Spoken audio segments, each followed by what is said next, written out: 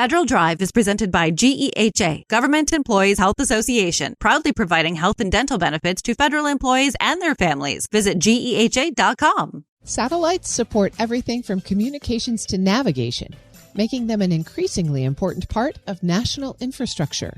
But protecting those systems depends on being able to identify suspicious activity before it becomes a larger problem. For a look at DHS research in this area, Federal News Network's Eric White discussed these efforts with Ernest Wong, technical lead at the Department of Homeland Security Science and Technology Directorate. A lot of this growth is being driven by what's called Space 2.0, or the commercialization of space. And we are seeing the dependencies change. So previously it was more position, navigation, and timing, which people primarily get through GPS. And just from GPS alone, that has dependency on most of our 16 sectors. But now with Space 2.0, we're seeing these dependencies grow into communications, like satellite communications, as well as Earth observation for anything from agriculture to things like maritime domain awareness.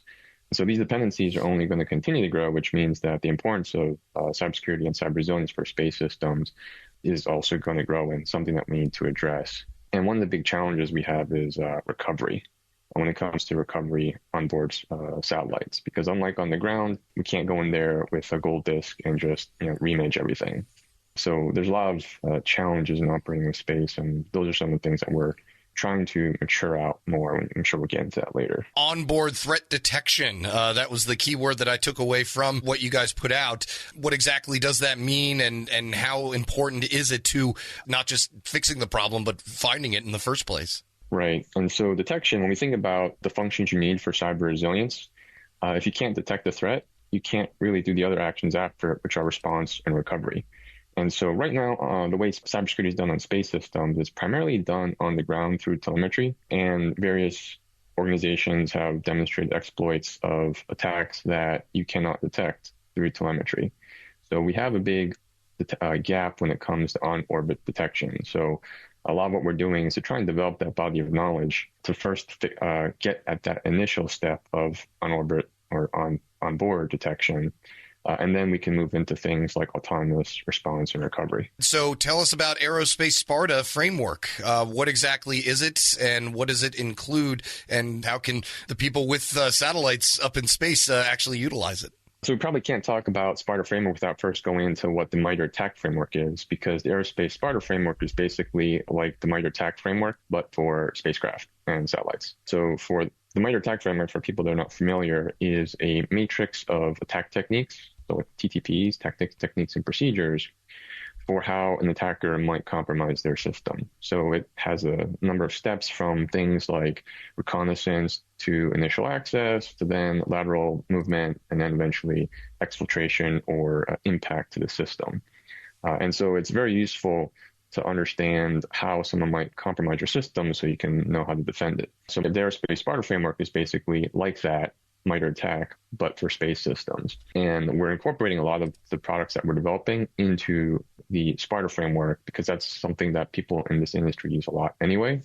And we're trying to take it beyond just a listing or matrix of attack techniques, but also include things, actionable information that you can use to actually defend yourself, like what sort of cyber threat indicators you look for when it comes to detection.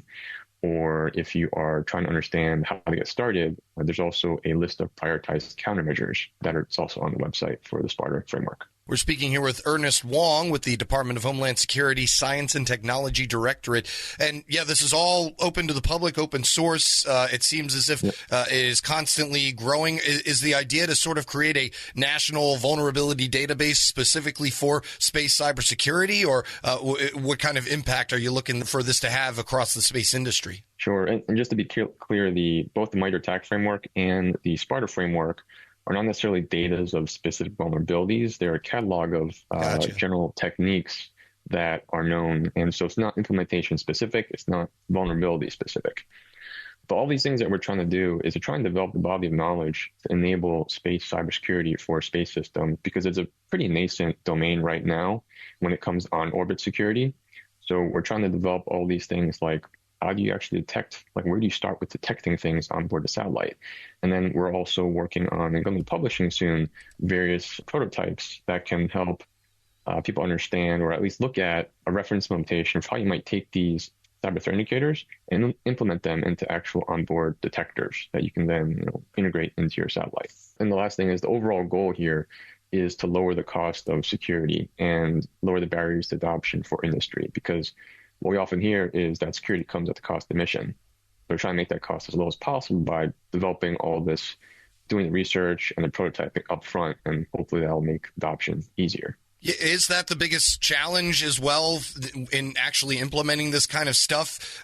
Other than what you're hearing about, hey, this costs a lot and it may not be worth it for us to send up a piece of new technology if we can't protect it once it's up there. Are there other challenges to implementing cybersecurity measures to a growing field of space technology? There's, I think, a couple challenges. The first is, we kind of already alluded to it, is that it's a nascent field and the body of knowledge is still being developed. So you need all the various cybersecurity researchers and engineers to be basically fleshing this knowledge out, this pool of knowledge of how do you actually detect and implement and prove it out through prototyping and things like that. So it's maturation of cybersecurity for space systems, which is probably the first challenge. But the next biggest challenge is, as you're just saying, it's adoption because of cost. And in space in particular, you have a lot of constraints, whether it's size, weight, power, but also cost. And so it'll, I think, improve in time because the hardware is improving. There are various projects to improve compute on board satellites, but there is still always going to be this concern about, well, if you do security, you're not doing something else. And we've seen how that turns out on the ground with all the major cybersecurity hacks we've seen, right? And in space, the potential impacts are much greater in terms of, if even if it's inadvertent, if you cause a satellite to lose control and cause a collision, that'll be a bad day for space, right?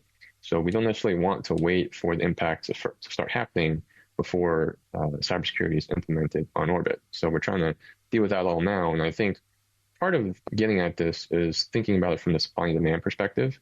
We're trying to help with the supply portion in terms of being able to develop cybersecurity in a way that is feasible and also as low cost as possible. But you also need the various customers and operators to be also generate a demand signal to the satellite manufacturer, say, hey, this is important to us. We'd like to see this in the next batch of satellites. Are you able to share any of the initial feedback that you've received regarding Aerospace Sparta framework, or is it still too early and folks are still getting a grip on it?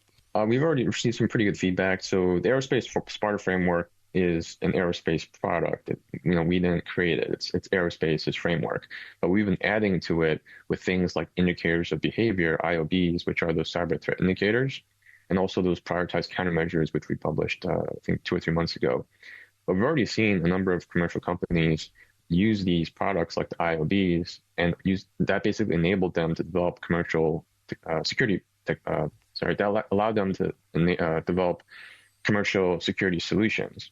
And so there's been a number of different companies we've engaged with, from space system operators to manufacturers to startups even. So we're getting some pretty good engagement, and it does seem like people are doing some interesting things with these products so far. And so we're hoping when we put out this open source prototype in next month or in a month or two, whenever we publish it, that will also be the next step for companies. Ernest Wong is with the Department of Homeland Security Science and Technology Directorate. Thank you so much for joining us. Yeah, thanks for having me. We'll post this interview at federalnewsnetwork.com/Federal Drive. Listen to the Federal Drive on your schedule. Subscribe wherever you get your podcasts.